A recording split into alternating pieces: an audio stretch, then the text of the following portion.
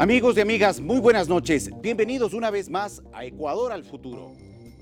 El mundo atraviesa un momento difícil, complicado. La presencia del coronavirus ha significado un duro golpe para la salud pública.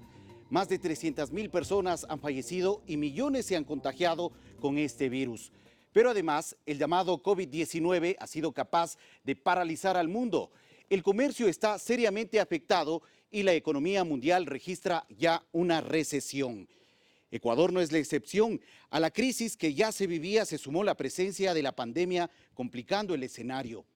Incluso este momento podría significar el golpe económico y social más grave de nuestra historia, más complejo que el registrado en el año 1999 durante el feriado bancario financiero. Hoy en Ecuador al Futuro dialogaremos sobre las finanzas de nuestro país y buscaremos también en este espacio planteamientos, propuestas, alternativas que nos permitan como país, como Ecuador, superar estos difíciles momentos. Bienvenidos todos.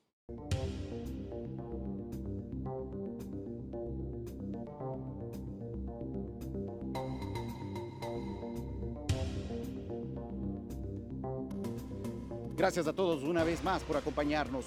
Hoy en Ecuador al Futuro contaremos con la presencia del economista Mauricio Pozo, exministro de Economía y Finanzas de nuestro país. También con la presencia del economista Santiago García, docente universitario, con quienes desde su experiencia esperamos contribuyan en este espacio con planteamientos que nos permitan pensar en un país mejor, en un escenario futuro económico mucho más estable y confiable para nuestra sociedad. Además, esta noche me acompaña Verónica Rivadeneira, periodista de los medios públicos, especializada en temas económicos, quien contribuirá con su experiencia en este espacio de diálogo. Gracias a todos por acompañarnos. Verónica, buenas noches y bienvenida. Muchas gracias, Fabricio, muchas gracias a ti y buenas noches también para los invitados. Antes de comenzar el diálogo, quisiéramos presentarles el siguiente video. Los ingresos totales para la economía nacional sufrirán una caída de 8.200 millones de dólares debido a la baja recaudación tributaria y a la reducción de los precios del petróleo. El presupuesto general del Estado se alimenta de los ingresos petroleros, del acceso a líneas de financiamiento de organismos multilaterales. Se esperaba que se recauden impuestos en el orden de 14.000 millones, por tasas y contribuciones 3.781 millones, por venta de activos no financieros 195 millones de dólares, y en el marco del Plan Prosperidad 2018-2021 se buscaba reducir gastos excesivos y optimizar recursos en las empresas públicas. Con la emergencia sanitaria todo cambió. Se esperan 2.700 millones de dólares menos en recaudación tributaria. Además, la precaución de los inversionistas detuvo el proceso de monetización de activos estatales, con lo cual 2.000 millones de dólares no ingresarán al Estado. Se estimaba antes de la pandemia que Ecuador recibiría por ingresos petroleros 2.600 millones de dólares, pero ahora se considera que ingresarán 520 millones de dólares y en el presupuesto se estimó en un valor de 51 dólares, pero los precios no se recuperan. Y existe una estimación de que en este año el barril del WTI alcance los 25 dólares en promedio, mientras que el déficit fiscal se ubicaba antes de la emergencia sanitaria en 3.819 millones de dólares. En medio de la pandemia se estima que el déficit alcance los 12.067 millones de dólares.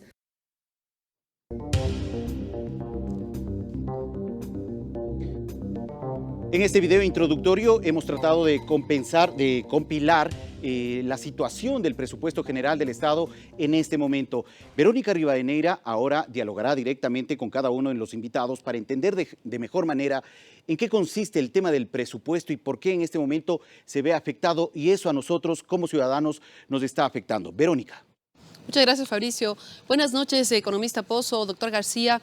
Quisiera que nos cuenten los dos cuál es la visión que tienen con respecto a la situación del Estado. ¿Cómo cubrir este déficit fiscal que supera los 10.000 millones de dólares? Se ha hablado de 12.067 millones de dólares. ¿Cómo compensar? ¿De dónde sacar recursos? Recursos internacionales van a llegar por 2.000 millones. Pero esto no es suficiente para cubrir una brecha tan grande.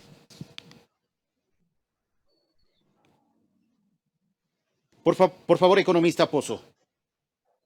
Muchas gracias por la invitación a este diálogo. En primer lugar, señalar que el problema fiscal es sin duda uno de los problemas principales, pero no es el único problema.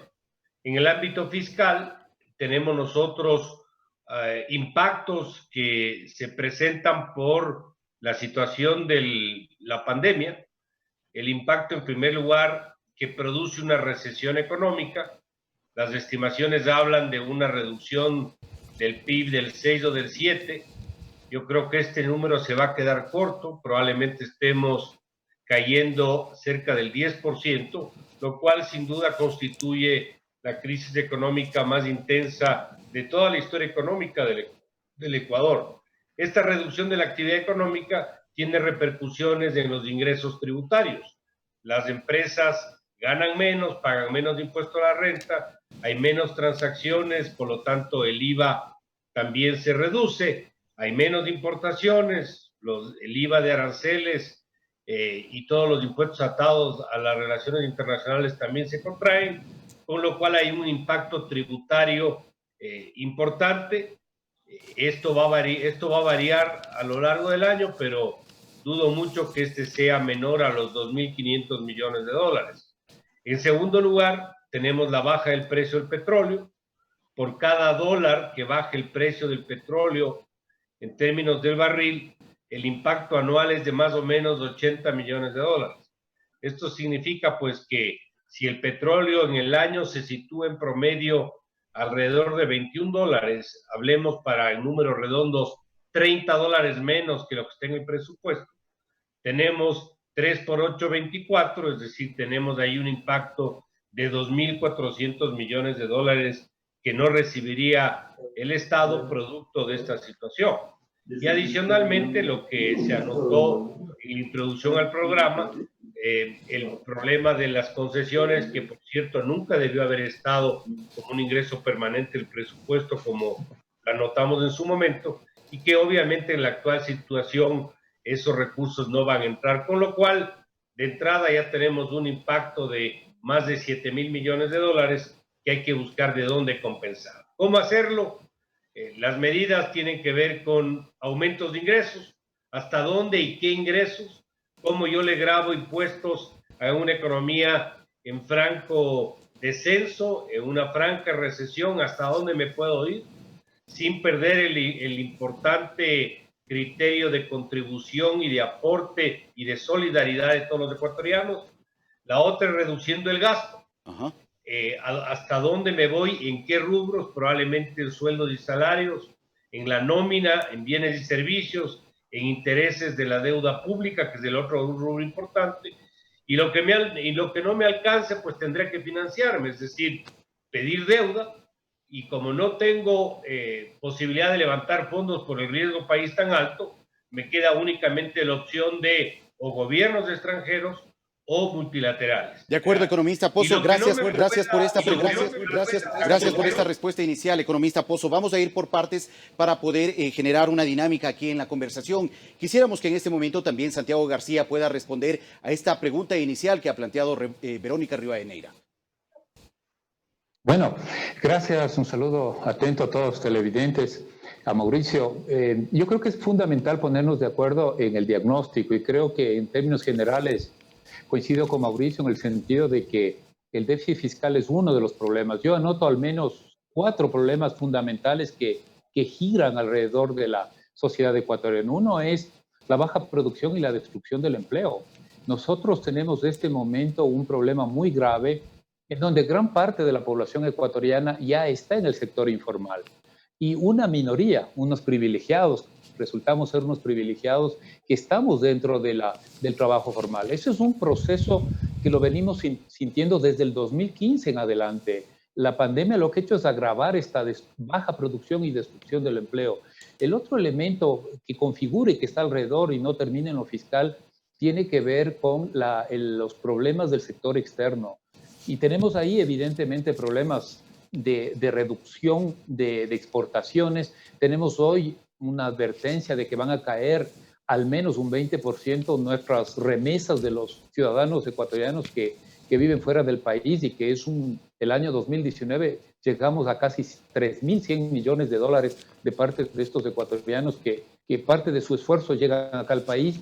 Me parece que el otro problema es el tremendo incremento de la pobreza y la inequidad. El otro elemento tiene que ver con la insostenibilidad y el conflicto ambiental. O sea, no podemos perder de vista cuando uno ve al país a través de una gran fotografía, una partecita al fiscal y un conjunto de problemas que nos pone en una situación harto complicada.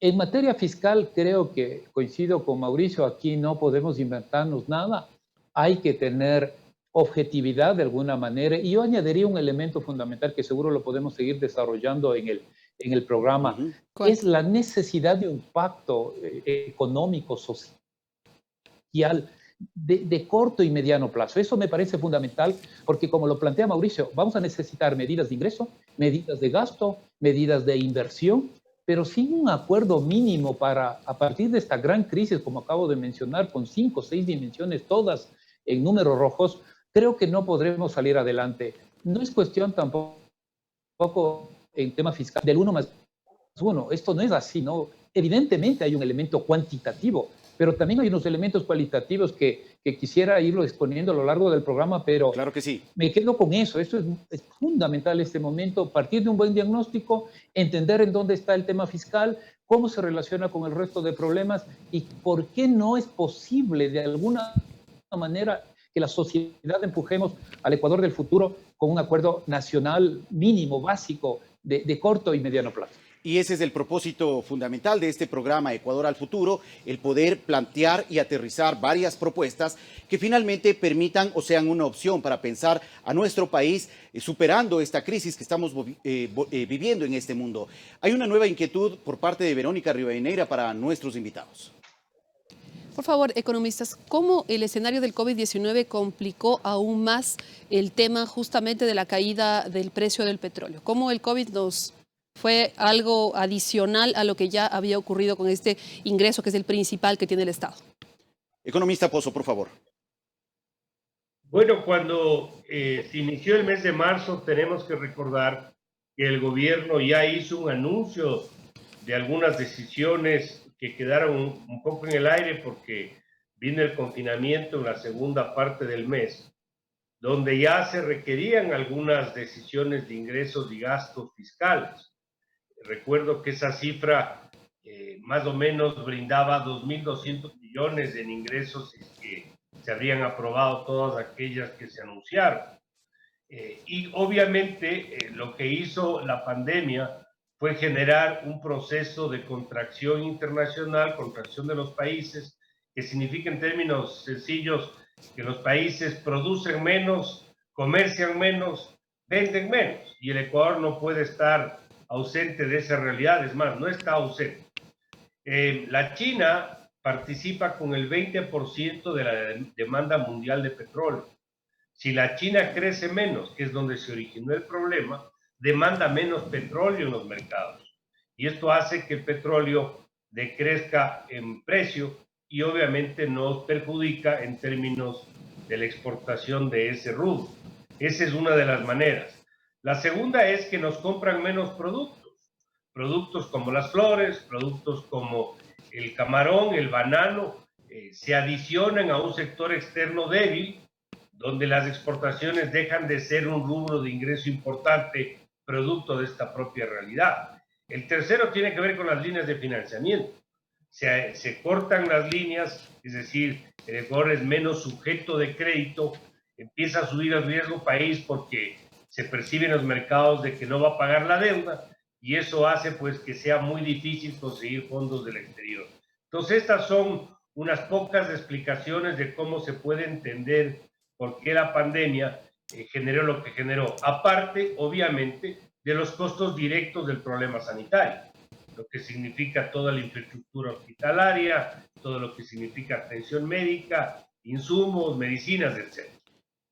Gracias, economista Pozo. Economista García, ¿en qué medida también, dando continuidad a esta pregunta planteada por Verónica Rivadeneira, el COVID-19 empeoró el escenario que estábamos viviendo ya en nuestro país y ahora a nivel mundial? Creo que la pregunta es relevante y me gustaría un poquito contextualizar mejor en la parte de los ingresos fiscales con respecto al presupuesto general del Estado. Por favor.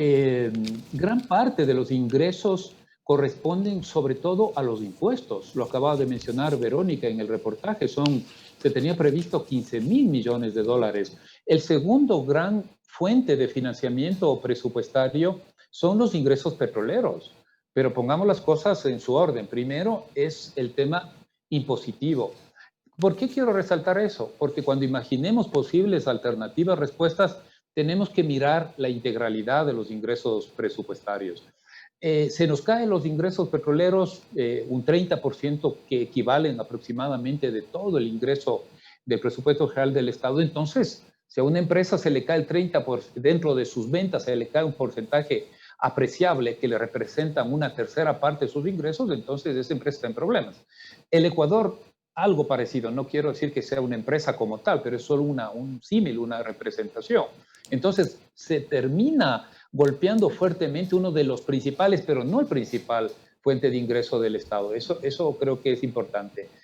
La pandemia, al provocar este aislamiento social, este confinamiento social, lo que hace es que completamente golpee tanto oferta, demanda, consumo, inversión, golpea todos los segmentos. Eso lo hace una particularidad con respecto a la crisis de los años 30 que vivió el mundo, o nosotros, para no irnos muy lejos de esta gran crisis 99, 2000, 98, 99, para cuando llegamos en el 2000 a la dolarización. Entonces, lo que hace es exacerbar, pero exacerba también, como se cae la economía, exacerba la principal fuente de ingreso, que es vía los impuestos. Evidentemente, si la economía se cae, no consumimos, no producimos, se caen los impuestos indirectos como el IVA, se caen los impuestos directos como, de alguna manera, aunque todavía no lo vamos a sentir, pero lo vamos a sentir en los próximos meses, la caída de las contribuciones que hacemos por nuestras rentas. Entonces, configuramos por el lado de los ingresos fiscales una situación súper compleja, muy compleja, y que tiene relación también con el tema. Aquí salta del tema fiscal al sector externo. Uno de los principales fuentes de ingreso de dólares es nuestro superávit petrolero, porque nosotros exportamos más y generan más divisas de lo que importamos.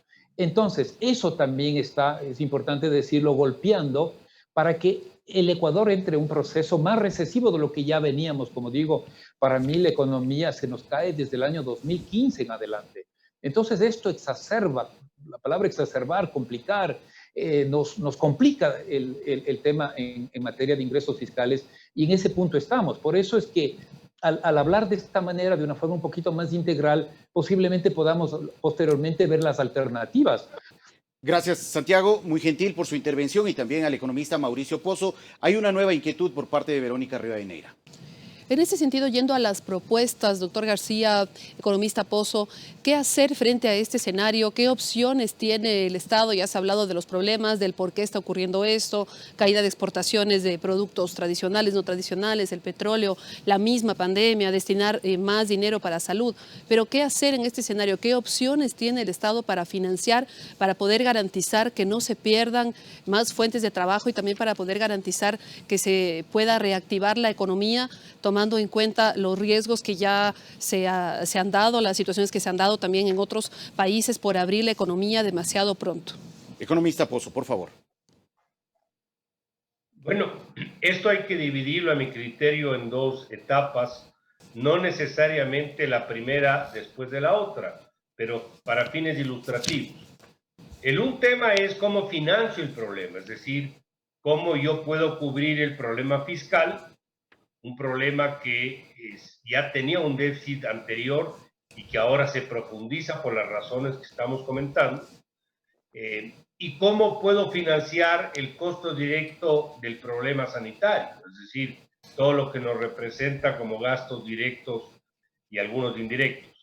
Y el segundo elemento es cómo yo puedo generar políticas que me permitan el restablecimiento de los equilibrios y una recuperación económica posterior.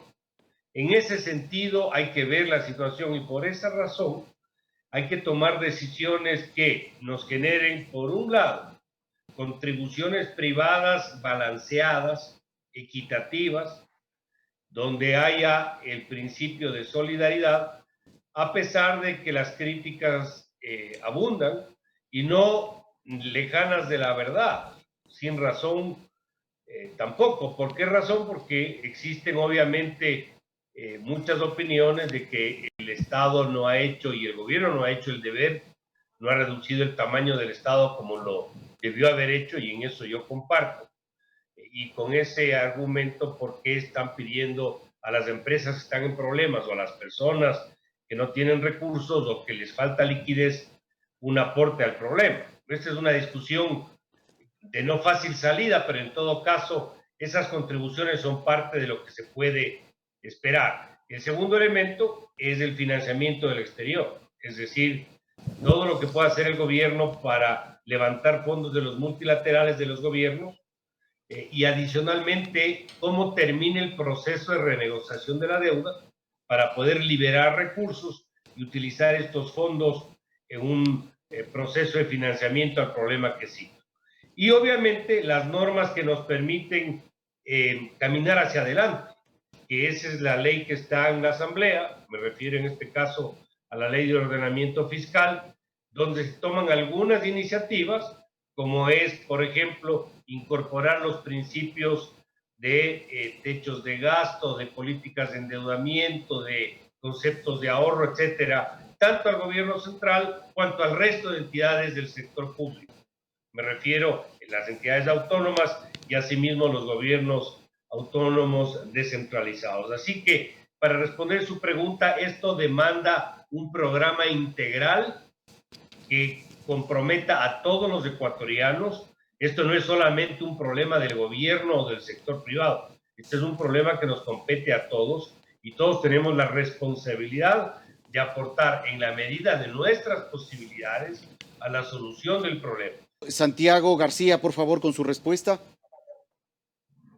Sí, Fabricio y Verónica. Bueno, cuando uno empieza a hacer los debates económicos, yo lo que creo que esta crisis ha servido un poquito para entendernos mejor. Y está bien que tengamos diferentes posiciones, pero creo que en este momento, de una u otra forma, por lo menos en el lado económico, macroeconómico, hay unos consensos que yo diría y que me gustaría rescatar en el programa. Yo coincido con lo que dice Mauricio en esto. Son dos procesos. Y es importante decirlo así, ¿no? En el sentido de que solemos siempre estar a los extremos de los debates, pero hoy creo que podemos un poco conducirnos hacia los reales problemas y las posibles alternativas. Son dos procesos, decía Mauricio, y yo también lo creo, lo puedo poner no de otra forma, sino con otros términos. Un proceso de rescate y un proceso de recuperación. Rescate social, rescate por la vida de los ecuatorianos, ¿no es verdad? Y un proceso de recuperación. No son partidos los procesos, son procesos interrelacionados, y en eso coincido. ¿Qué debemos hacer en lo uno? ¿Qué debemos hacer en lo otro? A mí me parece que desde el punto de vista eminentemente fiscal, hay espacio para una racionalización del gasto. Hay gasto que no tiene respaldo social, no tiene rentabilidad social, y eso creo que hay que de una u otra forma efectuar el recorte. Lo que no estamos de acuerdo, evidentemente, es una política de máxima austeridad, de no garantizar los derechos que tenemos los ecuatorianos. Entonces, si estamos de acuerdo en eso y que hay un proceso indispensable de racionalización y de efectivización del gasto que sea útil para el pueblo ecuatoriano, pues habrá que hacer esos recortes. Por el lado de los ingresos, la propuesta debe ser una propuesta integral, me parece que sí. Por eso, en mi primera intervención decía, uno de los principales ingresos del Estado ecuatoriano, del presupuesto general del Estado y del sector público no financiero, en general son los tributos. Entonces, ¿qué tenemos que hacer? Llegar a unos acuerdos con respecto a una reforma tributaria integral. Me parece que ese es uno de los elementos centrales que hay que irnos ya conduciendo. Por el lado de los gastos, como digo, hay que buscar mecanismos también para algo que creo que hemos aprendido en los últimos 5 años. Yo por lo menos eso es mi hipótesis, y termino esta parte de mi intervención. Es fundamental que se sostenga la inversión pública, que es acompañada por la inversión privada. Yo creo que es un falso debate, es un dilema, no es cierto. Es que la inversión pública le destruye a la inversión privada y viceversa, porque también hay el otro discurso. Yo creo que lo que hemos aprendido es se cayó la inversión pública y también se ha caído la inversión privada. Entonces, los mecanismos hay que encontrarlos de una manera objetiva, como digo, lado de ingresos, lado de gasto.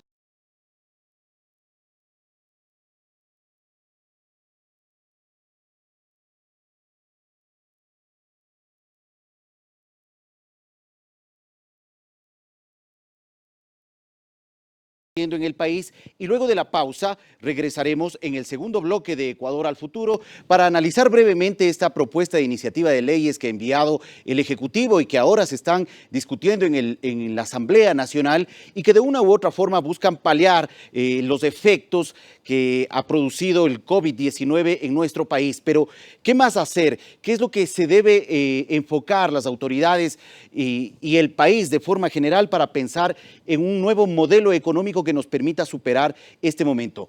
Estos temas los abordaremos en el siguiente bloque de Ecuador al Futuro. Sigan con nosotros, regresamos en breve.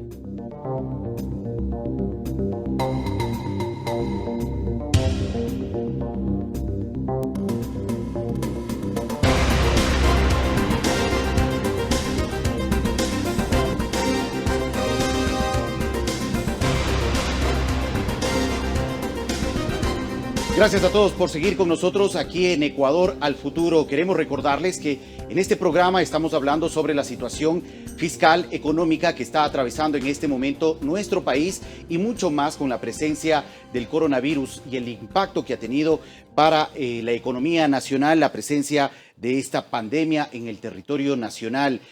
Para hablar y discutir sobre este tema, contamos con la presencia del economista Santiago García, quien también nos acompaña vía videoconferencia, y el economista Mauricio Pozo, exministro de Economía y Finanzas. Verónica Rivadeneira nos va a dar paso a un nuevo video que nos va a poner en contexto sobre el tema que queremos abordar en este nuevo bloque. Verónica. Así es, Fabricio. La propuesta de ley de apoyo humanitario enviada por el Ejecutivo se encuentra en la Asamblea Nacional para su segundo y definitivo debate. La iniciativa presidencial busca el aporte de los trabajadores públicos y privados y las contribuciones de las empresas que obtuvieron utilidades mayores a $1 millón.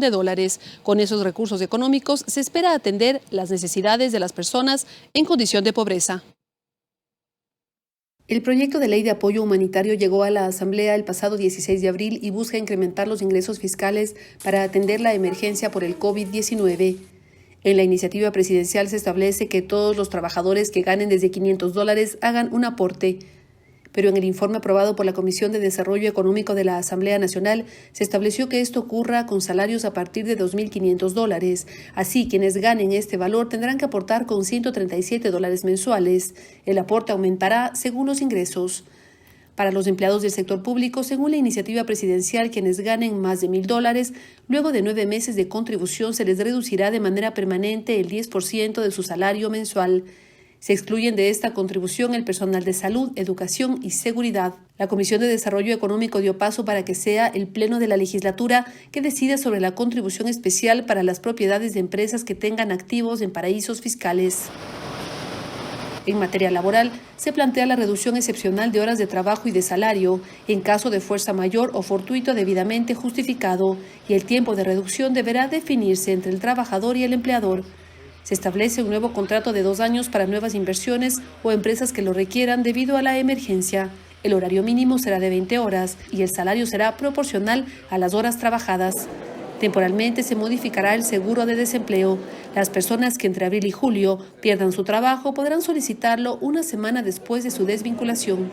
Actualmente este seguro se otorga 60 días después. Según la iniciativa del Ejecutivo, las personas que arriendan no podrán ser desalojadas por no pagar arriendo durante el aislamiento hasta 60 días después de que termine la emergencia, y los inquilinos deberán pagar al menos 20% del arriendo para acceder al beneficio. El Ejecutivo propuso que las empresas que obtuvieron utilidades de $1 millón en adelante contribuyan con el 5% de esas ganancias, con lo cual más de 1.400 empresas aportarían. Pero la Comisión de Desarrollo Económico propone que sea para las empresas con utilidades mayores a $2.5 millones.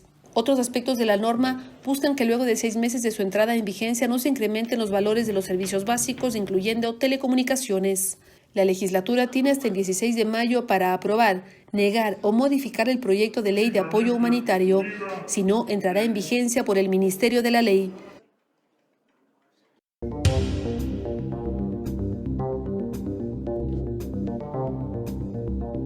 Bueno, es importante recordar que en la Asamblea Nacional actualmente se están tramitando 2 propuestas de ley que se han enviado por parte del Ejecutivo. La ley de apoyo humanitario que hemos visto en este reportaje elaborado por Verónica Rivadeneira, pero también se está discutiendo y analizando en segundo debate la propuesta de ley de reordenamiento de las finanzas públicas.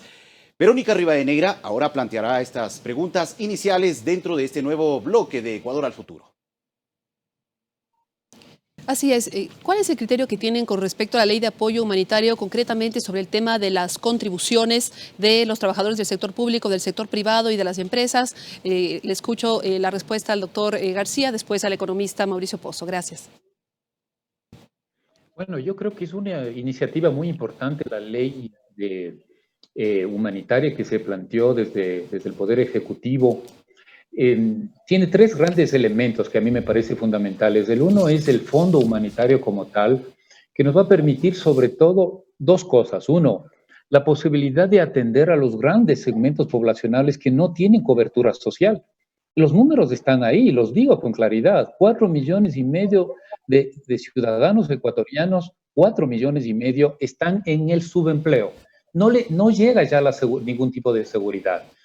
Es importantísimo este fondo humanitario porque nos permitirá precisamente llegar allá a esa gente que no tiene seguridad social, que no tiene un seguro médico. Y el segundo elemento es para los 3,5 millones, que somos los ecuatorianos que tenemos de alguna manera un empleo formal. Pero al caerse la economía, las políticas de confinamiento tan necesarias e indispensables para que el virus no nos destruya, tiene unas repercusiones económicas. ¿Cuáles han sido las repercusiones económicas? Se estima que entre marzo y abril se han perdido cerca de 100,000 empleos. Entonces, el Fondo Humanitario sirve para eso. Yo ahí a los políticos lo que les puedo decir es, no es que no se pueda hacer otras cosas. Claro que se puede y se debe plantear una moratoria del servicio de la deuda pública, sobre todo la deuda internacional, de una forma razonable, de una forma apropiada. Pero por favor no confundamos las cosas. Eso es una medida y esta es otra medida indispensable. No le podemos, por ejemplo, exigir a un banco, yo entiendo eso, se debe entender así, que se le entregue al 0% a un costo nulo a una empresa para que sostenga a sus empleados. Pero el Fondo Humanitario sí. Por eso es importante y estamos ahora actúa a la altura histórica que el país necesita. No lo ha hecho, hay que decirlo con sinceridad, no lo ha hecho en estos últimos 3 años, no lo ha hecho así y esperamos que hoy sí, por la crisis, permita salir con esta ley de fondo humanitario, esta ley que me parece fundamental, sin dejar de reconocer que también tiene importancia la ley de ordenamiento fiscal. Luego yo decía, son 3 elementos, y luego las medidas de alivio social, una pensión de un colegio particular, el tema del arriendo, el tema de los pagos de las deudas que uno tiene, sea clase media, clase alta, clase baja. Evidentemente hay que ordenar esos pagos. Estamos en crisis, entonces no puedo pagar, pero tampoco puedo desordenar esto. En fin, esos elementos son más o menos, yo diría, bastante aceptables. Yo he visto en la Asamblea unos planteamientos, yo diría, razonables para afinar eso. Y el tercer elemento es en materia laboral. Ya sabemos, vamos durante este gobierno por la posición extrema, unos queriendo plantear una reforma laboral al extremo, una liberalización completa, vamos a pagar a todo mundo por horas. He escuchado eso. Mauricio decir, no es cierto. Yo he escuchado dirigentes gremiales plantear la liberalización total, o sea, aquí pagamos por horas. Entonces, y por el otro lado, la anulación del debate diciendo, no, aquí no me topen, aquí estamos bien, sí estamos bien los que tenemos un empleo formal y el resto, ¿qué hacemos? Entonces, en esta ley que digo, tiene estos 3 elementos y ojalá salga de la mejor manera posible, yo creo que debería ser el consenso, pero la razón no pide fuerza. En situaciones extraordinarias, al menos aceptar unas condiciones extraordinarias mientras dure el estado de emergencia y la crisis pandémica.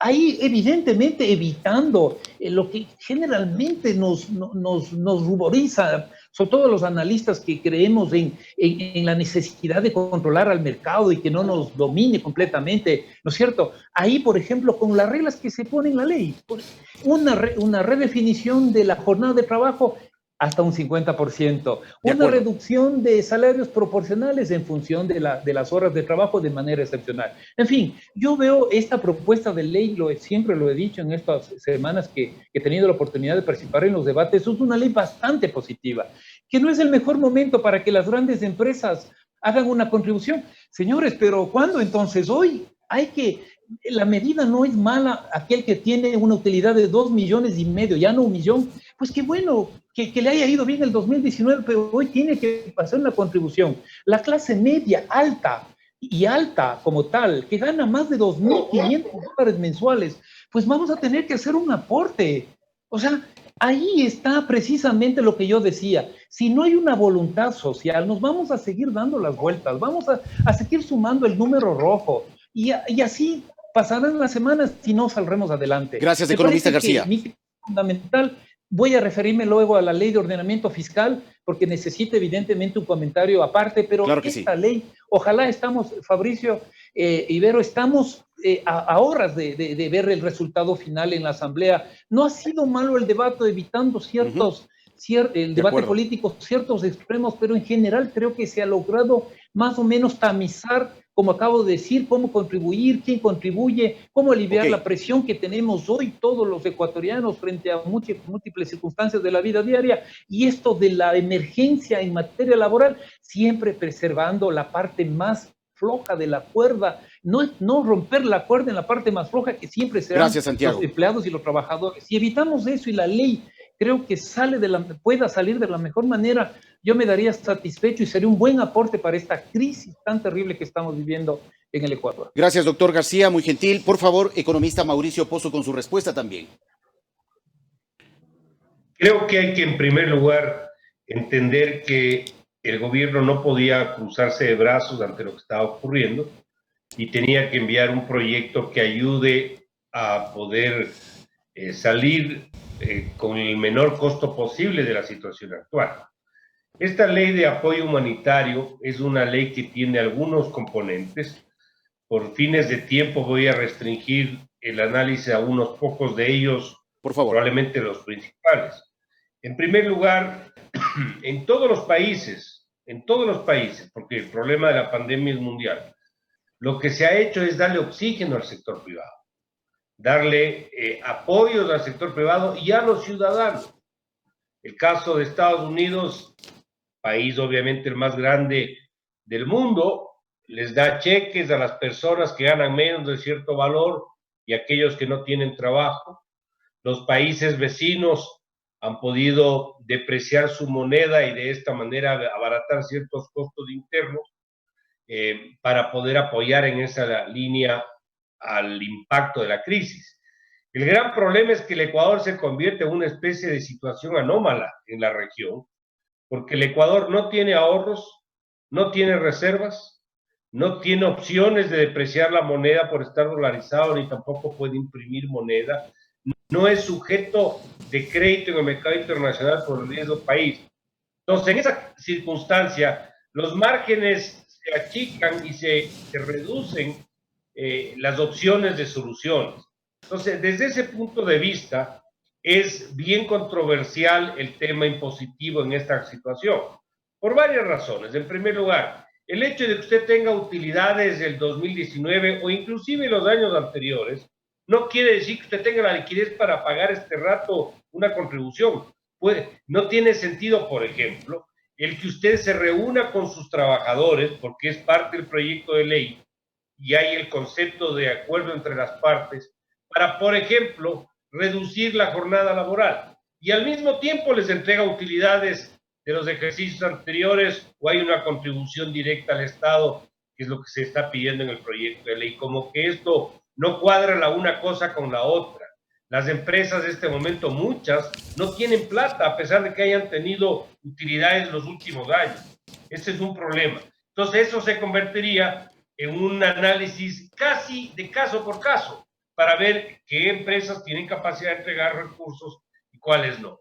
A mí me gusta más el aporte personal, para serles franco. El aporte personal, porque ahí no se difunde el impacto a la empresa, a los trabajadores y a todos los relacionados. Aquellos que tienen niveles salariales por encima de cierto valor, pues que puedan hacer una contribución en términos de solidaridad. Esto es una guerra con un enemigo invisible. Si uno tiene 3 panes y está refugiado en un sitio para que no le vea el enemigo, y los 2 de al lado están muriéndose de hambre, lo obvio es que uno pueda compartir ese pan. Yo creo que ese principio no hay que perderlo. El gran problema es cómo lo aplico, hasta dónde lo aplico y en qué forma lo extiendo para no generar más problemas que beneficios. Entonces, este es un elemento que yo creo que se lo puede regular. Algo se ha dado una discusión en la Asamblea sobre eso. No sabemos en qué mismo va a terminar, pero ese tema es algo que me parece importante. El segundo es que yo comparto que los hechos, la gravedad de la recesión económica, lo que esto va a costar, que probablemente supere los 16,000 millones de dólares entre el tema fiscal y todo lo que se requiere adicional para aminorar la situación, el impacto. ¿Esto qué significa? Que no es posible aplicar ciertas normas vigentes. ¿Cómo usted le puede obligar a una empresa que no vende nada, que no tiene posibilidad de pagar sueldos, que se atrasa con las obligaciones con los bancos, con los proveedores, que indemnice de acuerdo a los principios del despido intempestivo a los trabajadores? De momento es imposible. Esa realidad, la realidad superó a los hechos. Y por eso me parece que es válido el que se incluya en la ley ese principio de acuerdo entre las partes. Ahora, ¿cómo es ese acuerdo de las partes? Si va a ser equilibrado, si vale, si en la práctica va a dar los resultados que se busca, eso es otra cosa, pero el acuerdo entre las partes en el sentido de que haya la posibilidad de un convenio entre trabajadores y empleadores para que, por ejemplo, se regule el tema de la jornada laboral y, por lo tanto, se busque una salida en términos de la remuneración. De acuerdo. Entonces, estos son los principios, o algunos de ellos que están incluidos en la ley, que no son de fácil salida, pero en el fondo, yo quiero dejar un mensaje sobre este tema. Por favor. De la ley. Este es un momento muy difícil para el Ecuador, y a mí me parece que si tenemos la posibilidad de arrimar el hombro, hay que arrimar. Hay algunas cosas que probablemente no vamos a estar de acuerdo, pero yo creo que si eso va en la línea de la contribución solidaria para personas que están en una situación mucho más difícil, yo creo que hay que hacerlo. Gracias, economista Mauricio Pozo, por esta intervención, esta respuesta, y también al economista Santiago García. Pero antes de dar paso a la siguiente pregunta de Verónica Rivadeneira, quisiera que revisemos brevemente algunas cifras que nos muestran la situación actual del país con la presencia mucho más del coronavirus durante estas semanas de confinamiento. El impacto del COVID-19 en nuestro país ha significado, según el Comité Empresarial del Ecuador, 3.384 millones de dólares de pérdidas en ventas.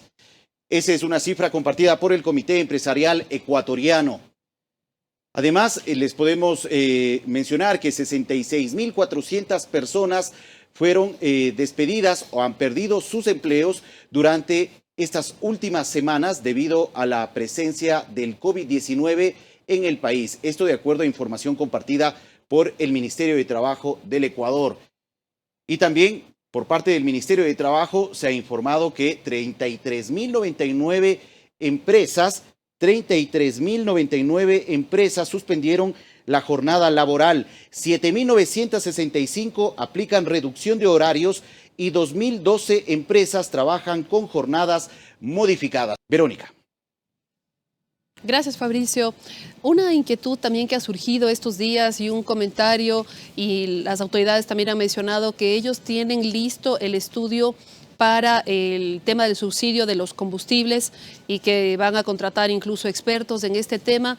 ¿Es el momento de hacerlo ahora? ¿Esto no podría complicar más el escenario social por un lado, y por otro hay la necesidad de hacer sacrificios por todo lado, los ciudadanos, las empresas y también el Estado? Economista Pozo. Yo creo que esa es una reforma que se la debió abordar hace mucho tiempo atrás.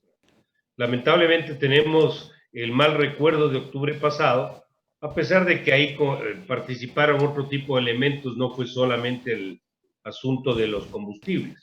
Pero yo sí creo que tiene que tomarse una decisión de eso, sobre eso, y fundamentalmente entender que lo de fondo es, por ejemplo, reemplazar un subsidio ineficiente como es el que ahora tenemos de la gasolina, al diésel, por un subsidio al transporte público.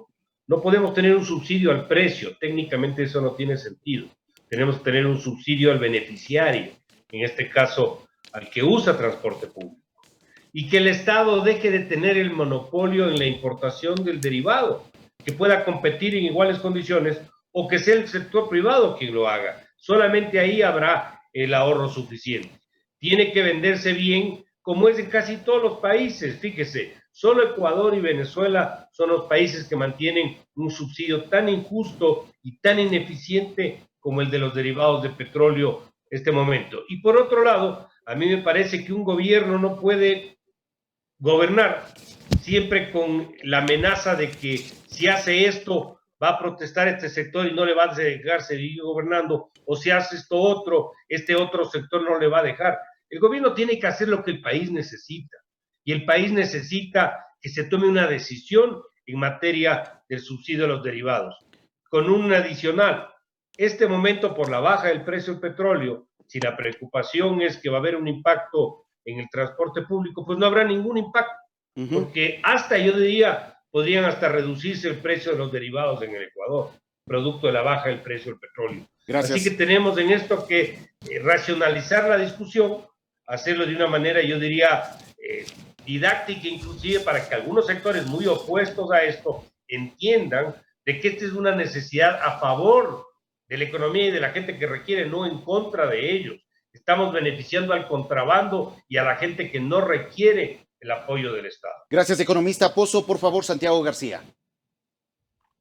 Bueno, me parece que este es uno de los temas fundamentales que hay que tratar, pero ahí no estoy de acuerdo con Mauricio. Me parece que hay algo fundamental. Todos recordamos el reclamo social que hubo en el mes de octubre del 2019. Y una de las consecuencias de ese reclamo, más allá de que nos gustó o no nos gustó y que evidentemente causó gran zozobra al país también, no hay que decirlo, pero había una voz firme de reclamo. Y yo lo que recuerdo, al final del mes de octubre hubo la propuesta y el acuerdo de que ahí iba a haber mesas de negociación para llegar a los respectivos, llamémosle, acuerdos sociales con respecto a los subsidios. Y ese proceso lamentablemente no se ha terminado, hay que decirlo así. Yo quisiera decir, bueno, es que por cualquier razón que haya existido, el resultado final es que no ha habido esos consensos sociales. Me parece que, dadas las circunstancias y para tratar de ser objetivo, pienso que sí se pueden focalizar los subsidios previo a ese acuerdo social. O sea, uno no quita a la otra. ¿Por qué no puede plantearse llegarse con las fuerzas sociales, movimiento indígena, que no es solamente el movimiento indígena? Hoy los niveles de pobreza, el cálculo que está haciendo el Banco Mundial al finalizar, o más o menos cuando ya la curva epidemiológica se aplane y la economía también se recupere, este país va a terminar con un nivel de pobreza de al menos el 40% de ecuatorianos. Y en el sector rural superando el 60% de los ciudadanos de Ecuador. Esa es nuestra realidad.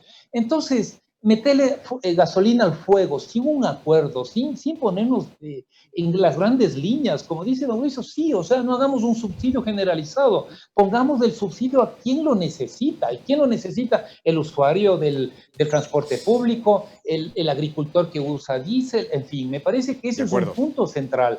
Si lo vamos a hacer sin ese consenso, me parece que es una política errada. Muchas gracias, Santiago García, por su punto de vista, y también Mauricio Pozo por ofrecernos sus respuestas. Estamos cerrando esta segunda parte de Ecuador al Futuro. Vamos a una breve pausa y regresamos a la tercera y última parte de este programa. Sigan participando y sigan en compañía de Ecuador al Futuro a través de la televisión pública.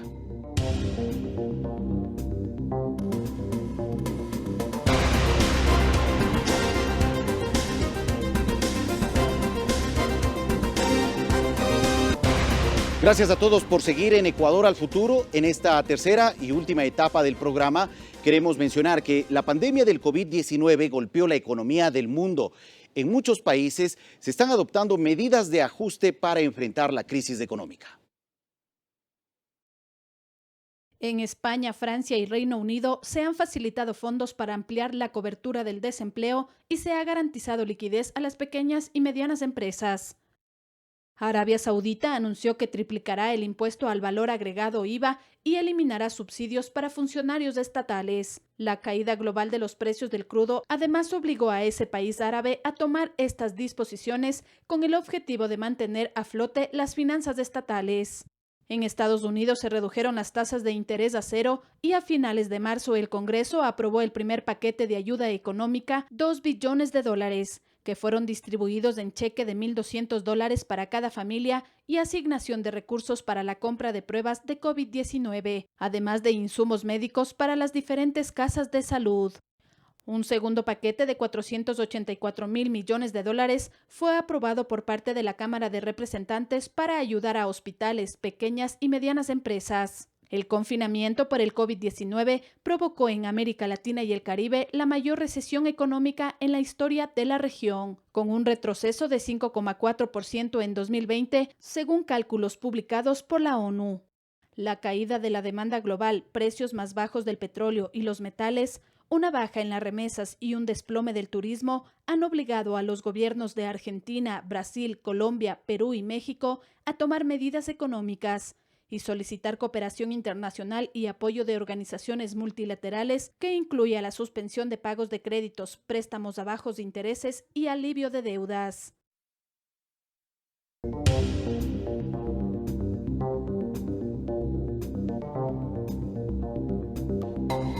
Bueno, es lo que actualmente está ocurriendo en muchos países del mundo frente a la presencia del COVID-19 y lógicamente Ecuador no es la excepción. En este último tramo de Ecuador al futuro, Verónica Rivadeneira plantea la siguiente inquietud a los invitados que participan en este programa para que también puedan ofrecer una respuesta muy puntual debido al tiempo que tenemos en el programa a modo de reflexión. Verónica.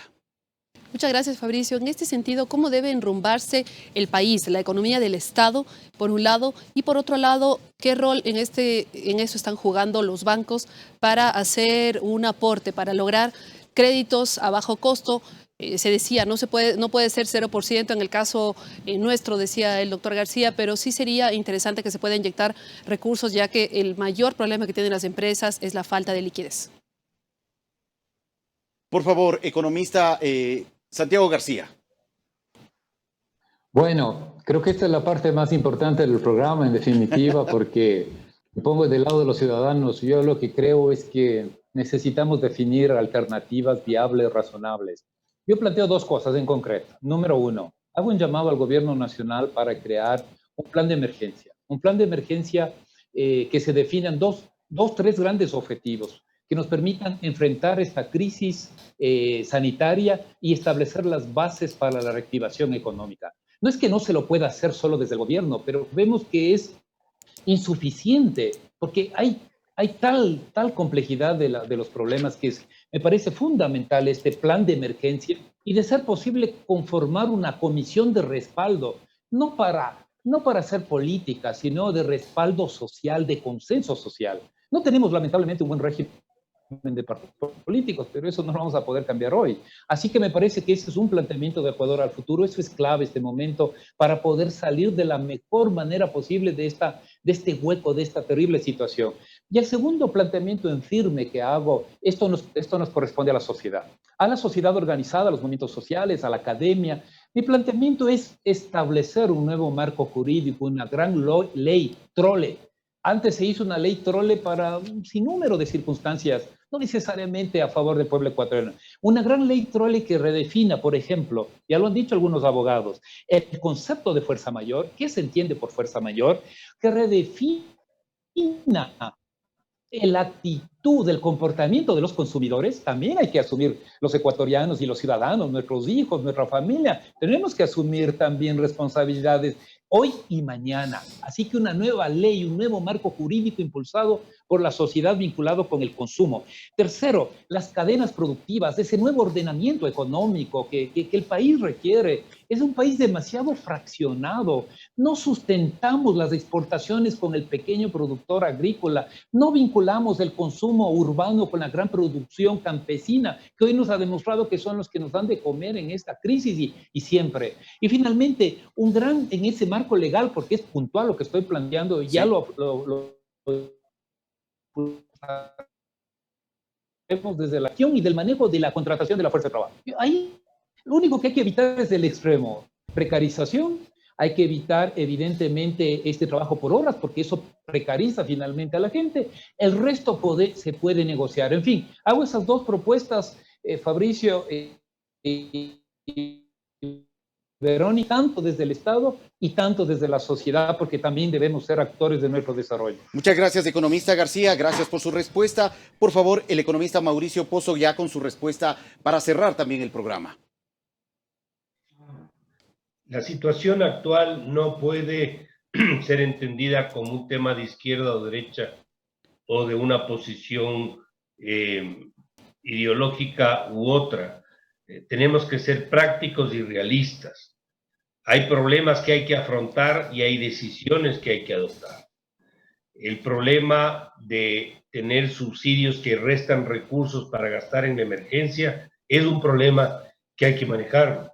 La pobreza no obedece porque los combustibles tienen subsidio o no tienen subsidio. Esa no es la razón. Aquí hay que tomar ciertas decisiones. Sí es verdad, sin embargo, que hay un problema de acuerdos políticos, de negociación y de saber vender las decisiones de gobierno. Yo creo que ha habido una gran debilidad en ese campo. Si el gobierno no tiene medida la forma como puede tomar una decisión que puede generar un problema social, pues lamentablemente va a tener que restringirse de esa decisión. Pero eso es parte de las responsabilidades que tiene que cubrir.